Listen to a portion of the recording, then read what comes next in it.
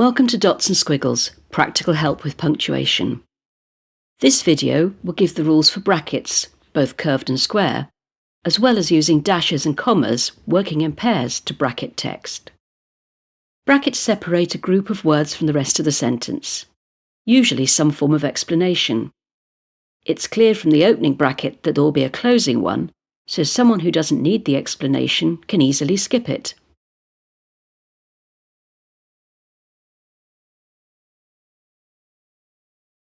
The sentence must still make sense with the bracketed information removed.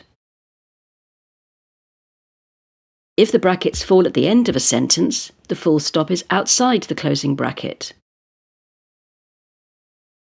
If the brackets are a separate sentence, the full stop is inside the closing bracket. A pair of dashes can be used instead of brackets, but only in the middle of a sentence.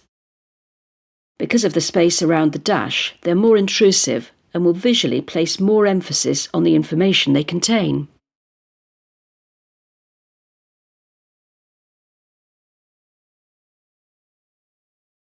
A pair of commas can also bracket information. They're generally used when it's more of an aside or extra detail.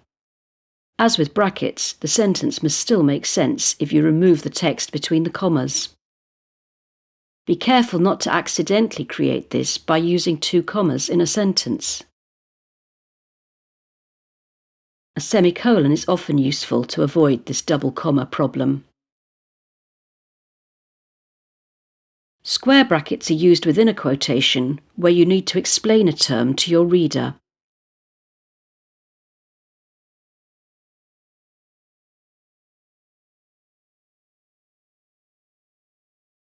So brackets separate information within a sentence. Check out the other short videos for help with all the punctuation marks. You're welcome to share this on any social media platform.